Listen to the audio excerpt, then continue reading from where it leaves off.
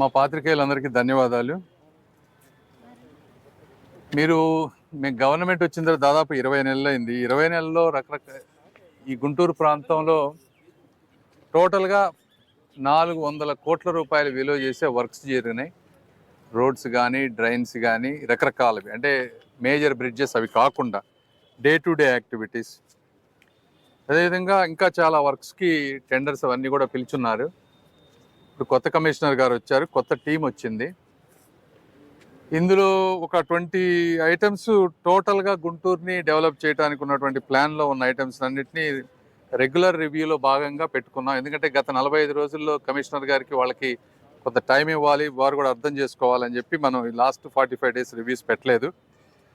దీంట్లో ఒక స్పష్టమైనటువంటి పెండింగ్ ఏవైతే ఉన్నాయో అవన్నీ క్లియర్ చేసుకుంటూ వస్తాం. అంటే ఇప్పుడు శంకర్ విలాస్ బ్రిడ్జ్ ఒక ఐటమ్ తీసుకుంటే ఒక 40 మంది ఇంకా ఇవ్వని వాళ్ళకి ల్యాండ్ ఎక్విజిషన్ నోటీసెస్ ఇవ్వటం కానీ, దాన్ని క్లియర్ చేసే విధానం.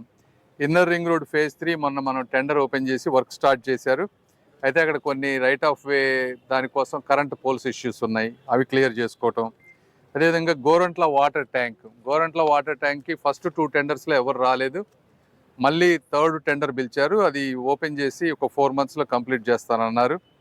అదేవిధంగా ఇన్నర్ రింగ్ రోడ్ ఫేజ్ 3 అంటే డెడ్ లైన్స్ తీసుకుంటే శంకర్ విలాస్ 2027 జూలై 27th కల్లా కంప్లీట్ చేయాలి. ఇన్నర్ రింగ్ రోడ్ ఫేజ్ 3 వచ్చేటప్పటికి డిసెంబర్ 2026, అంటే ఈ రెండుకి ఇవ్వాలనేది. అదేవిధంగా నందివేలుగు ఆర్ఓబి దగ్గర ఒక కల్వర్ట్, అదొక 3 monthsలో, అది కూడా టెండర్ ఫైనలైజ్ అయిపోయింది, కంప్లీట్ చేయటం. నార్ల వెంకటేశ్వరరావు గారి ఆడిటోరియం, ఇది 30 ఏళ్ల నుంచి పెండింగ్ ఉన్నటువంటిది. దాన్ని ఒరిజినల్గా నామినేటెడ్గా, ఎందుకంటే ఒకళ్ళే ముందుకు వచ్చారు, నామినేటెడ్గా చేద్దామంటే దానికి కొంతమంది కరెక్ట్ కాదన్నారు. అందుకని చెప్పి దాన్ని మళ్ళీ ప్రాపర్ టెండర్ ప్రాసెస్లో తీసుకువెళ్ళి ఈరోజు మళ్ళీ దాన్ని కూడా టెండర్ పిలిచాం. ఎవరైనా పార్టిసిపేట్ చేయాలంటే దాంట్లో పార్టిసిపేట్ చేయొచ్చు. ఇవి కాకుండా మనం గవర్నమెంట్ని కొన్ని ఉన్నాయి. ఇప్పుడు ఏంది, నల్లపాడు వాటర్ ట్యాంక్ కానీ, అదేవిధంగా మానస్ సరోవరం, కొన్ని మున్సిపాలిటీకి సంబంధించిన ప్రాపర్టీస్ అన్నిటినీ కూడా డెవలప్ చేయాలంటే ఎయిదర్ పీపీపీ మోడ్ కానీ, లేదంటే గవర్నమెంట్ ఫండ్స్తో కానీ చేయాలంటే దీనికి డిపిఆర్లు ఇవన్నీ చేయాలి. ఆ డిపిఆర్లు చేయడానికి ఎపిట్కో సంస్థకి గవర్నమెంట్ ఆర్గనైజేషను దానికి ఇచ్చే విధంగా గవర్నమెంట్ నోటీస్ వచ్చింది కాబట్టి వాళ్ళందరూ వచ్చారు. సో వాళ్ళు కూడా డిపిఆర్స్ తయారు చేసి ఇస్తే నెక్స్ట్ వాటిని ముందుకు తీసుకువెళ్తాం. అదే కాకుండా శానిటేషను, వాటర్ సప్లైకి సంబంధించినటువంటి శానిటేషన్లో ఇప్పుడు ఉన్నటువంటి ఆటోస్ కానీ, పుష్ కార్ట్స్ కానీ, పనిచేయనివి కానీ, వీటన్నిటినీ ఆడిట్ చేయటం, ఎక్కడెక్కడ ఇష్యూస్ ఉన్నాయో వాటన్నిటిని కరెక్ట్ చేయటం. అదేవిధంగా శానిటరీ వర్కర్స్కి కావాల్సినటువంటి ఎక్విప్మెంట్ కానీ, పబ్లిక్ టాయిలెట్స్ కానీ, ఇవన్నీ. అదేవిధంగా ఎమ్మెల్యేలు వీళ్ళందరూ కూడా కొన్ని ఇంపార్టెంట్ ఇష్యూస్ని రైజ్ చేశారు. డ్రైన్ క్లీనింగ్ ఎట్లా చేయాలి, మే ఎండ్ కల్లా కంప్లీట్ చేస్తేనే ఆ సిల్ట్ రిమూవల్ అవన్నీ చేయాలి. సో దానికి కావాల్సినటువంటి టెండర్లు ఏ విధంగా ముందుకు తీసుకువెళ్ళాలి. అదేవిధంగా ఈ పబ్లిక్ ఎక్కడ పడితే అక్కడ ఈ ప్లాస్టిక్ అన్ని డ్రైన్స్లో వేయకుండా పబ్లిక్ అవేర్నెస్ ప్రోగ్రామ్స్ ఏం చేయాలి. అదేవిధంగా రోడ్స్ తీసుకున్నారనుకోండి, మనం R&D రోడ్స్ అన్నీ కూడా ఇంతకుముందు R&D కింద ఉండేవి, కానీ గుంతలు పడి వాటిని మనం మెయింటైన్ చేయలేకపోయాం, ఎందుకంటే మున్సిపల్ కార్పొరేషన్ కింద లేదు కాబట్టి. వాటన్నిటినీ కూడా GMC కిందకి తీసుకొచ్చాం. వాటన్నిటిని ఇమీడియట్గా ఎక్కడెక్కడ హోల్స్ ఉన్నాయో అవన్నీ రిపేర్ చేస్తూ ఉన్నారు.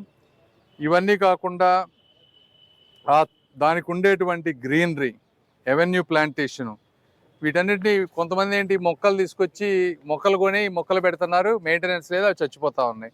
ఇవన్నీ కాకుండా సేమ్ ఏజెన్సీ మొక్కలు ఇచ్చే వాళ్ళనే కంప్లీట్గా ఎండ్ టు ఎండ్ మేనేజ్ చేసే విధంగా కాంట్రాక్ట్స్ని ఎలా మాడిఫై చేయాలి. అదేవిధంగా గుంటూరు చుట్టుపక్కల 32 పార్క్స్ ఉన్నాయి. ఈ 32 పార్క్స్ మెయింటెనెన్స్ ఉండట్లేదు, డెవలప్ చేస్తున్నారు, ప్రభుత్వాలు డబ్బులు ఖర్చు పెడతా ఉన్నాయి. దానికి నైబర్హుడ్ సొసైటీస్ని ఫామ్ చేసి ఆ సొసైటీస్కి ఆ మేనేజ్మెంట్ ఆప్షన్ ఇచ్చే విధానం.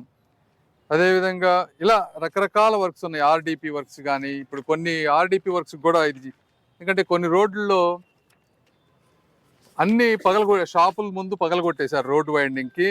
గుంటూరు ప్రజలకి, ఆ షాపుల వాళ్ళకి నేను పత్రికాముఖంగా క్షమాపణలు చెప్తున్నాను. ఎందుకంటే గబక్కన కొట్టేశారు, ఇవన్నీ కొద్దిగా ప్లానింగ్ కరెక్ట్గా లేకుండా. అవన్నీ 3-4 నెలల నుంచి వర్క్స్ కూడా ఫాస్ట్గా అవ్వట్లేదు. దాంతో షాపుల వాళ్ళకి బిజినెస్లు దెబ్బతింటాం, ఇవన్నీ ఇబ్బందిగా ఉన్నాయి.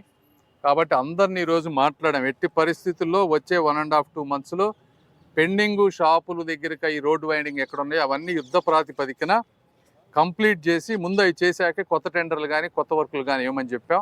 సో అవి కూడా చేస్తానని చెప్పారు. అది కూడా సీరియస్గా వర్క్ చేస్తూ ఉన్నారు. ఈ విధంగా హెల్త్, ఫుడ్ సేఫ్టీ ఇవన్నీ వేరే వాళ్ళు కూడా అదేవిధంగా ఈ డాగ్ ఇష్యూ ఉంది మనకి. క్వాలిటీ చేసే వర్క్స్లో quality of works, street light maintenance, ఇలా రకరకాల ఐటమ్స్ని ఏ విధంగా లాంగ్ టర్మ్గా సిటిజన్స్ని ఇన్వాల్వ్ చేసి, అంటే గవర్నమెంట్లు మారిపోతూ ఉంటాయి, కొంతమంది అధికారులు మారిపోతూ ఉంటారు. ఇవన్నీ మారిపోయినా కూడా వీటిని లాంగ్ టర్మ్గా మెయింటైన్ చేయాలంటే ఎటువంటి స్టాండర్డ్ ఆపరేటింగ్ ప్రొసీజర్స్ మున్సిపల్ కార్పొరేషన్లో తీసుకురావాలి. ఇవాళ రకరకాలవి మాట్లాడాం. గుడ్ మీటింగ్, చాలామంది మంచి మంచి సజెషన్లు ఇచ్చారు. అదేవిధంగా ఈ క్వాలిటీ ఆఫ్ వర్క్స్లో చిన్నది తీసుకుంటే మనం వర్క్ చేస్తూ ఉన్నారు, థర్డ్ పార్టీ క్వాలిటీ ఉంది, అయినా కూడా ఒక్కోసారి క్వాలిటీ ఉండట్లేదు. అందుకని సూపర్ చెక్ పెట్టే విధంగా ఒక కాంట్రాక్ట్ని అంటే అన్ని వర్క్స్లో 5% వర్క్స్ని ఇంకొక థర్డ్ పార్టీ అంటే గవర్నమెంట్ ఇన్స్టిట్యూట్, JNTU, IIT అట్లాంటి వాళ్ళకి పంపించి అందులో కనుక క్వాలిటీ ఇష్యూస్ వస్తే 10% మనీ టోటల్ ఆ కాంట్రాక్టర్ చేసే వర్క్, ఆ క్వాలిటీ చెక్ చేసే వాళ్ళ 10% క్లాబ్యాక్ మెకానిజం కూడా ఒకటి పెట్టారు. ఇట్లా ఇన్నోవేటివ్గా డిఫరెంట్గా ఆలోచించి చేస్తూ ఉన్నాం. సాధ్యమైనంత వరకు వచ్చే 1 to 2 yearsలో ఇంకా గుంటూరు ప్రాంతాన్ని అద్భుతంగా ముందుకు తీసుకెళ్తామని మీ అందరికీ తెలియజేస్తూ, అదేవిధంగా కమిషనర్ గారు కొత్తగా వచ్చారు, మయూర్. ఇంతకుముందు వైజాగ్లో జాయింట్ కలెక్టర్గా చేశారు. ఆనెస్ట్ ఆఫీసర్, ఇంటిగ్రిటీ ఉన్నటువంటి వ్యక్తి, ఎఫిషియెంట్గా ఉన్నటువంటి వ్యక్తి. సో ఇప్పుడు ఈ 45 daysలోనే చాలా డెసిషన్స్ ఫాస్ట్గా తీసుకున్నారు. ఇంకా అన్ని వారికి పూర్తి అవగాహన వచ్చింది ఈ సిటీ మీద. ఇంకా బాగా చేస్తారని నేను మనస్ఫూర్తిగా ఆశిస్తూ వారిని అభినందిస్తూ ఉన్నాను. Thank you. మాట్లాడండి.